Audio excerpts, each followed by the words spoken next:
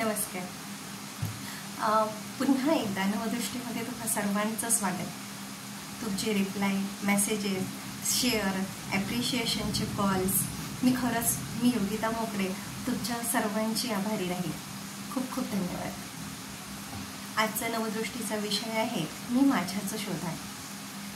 खरंच किती अचंबित बाब आहे ना. मी सर्वांना ओळखते, सर्वांच्या आवडीनिवडी जाणते, जपते. इतरांना जर काही हवी असणारी एखादी गोष्ट आहे ती त्याने मागण्याआधीच मी त्याला पुरवते. पण जर समजा एखाद्या दिवशी देव जर माझ्या समोर आला आणि त्याने जर विचारलं की तुला काय हवं आहे ते माग, मी त्यावेळेला क्षणभर नक्की विचार करेन आणि मला असं वाटेल की खरंच मला काय हवं आहे.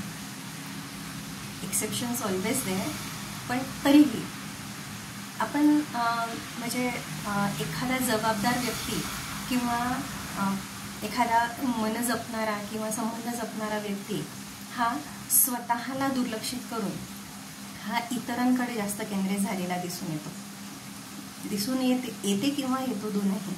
स्वपेक्षा तो वेगळाच असतो. जर समजा एखाद्या दिवशी तो स्वतःचं व्यक्तित्व विसरून हा वेगळ्याच व्यक्तिमत्वाचा परिचय देताना आपल्याला दिसतो. फॉर एक्झाम्पल, जर समजा एखादी त्याची आवड निवड आधी असेल आहे ती आज नक्कीच राहत नाही, स्वपेक्षा वेगळी.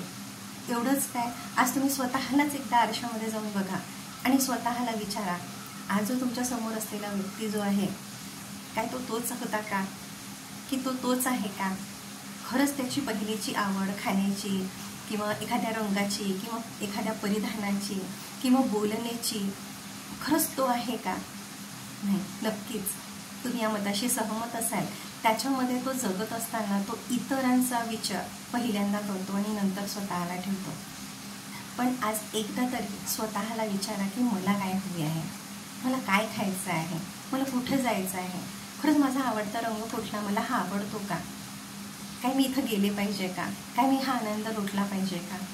एकदा तरी स्वतः एकदा खुलून जगा. एकदा जगून पाहिल्यानंतर थोडासा स्वतःसाठी एक दिवस स्वतःच्या शोधामध्ये घालवण्याचा प्रयत्न करा. बघा, तुमच्यातले तुम्ही नक्की गवसाल फक्त एका दिवसासाठी. जर आपण पूर्ण 24 तास जर दुसऱ्यांसाठी जगत असो तर अर्धा तास का होईना, कमीत कमी 10 मिनटं का होईना स्वतःसाठी द्या. चला तर मग जाऊया पुन्हा नव्याने स्वतःच्या शोधात. धन्यवाद.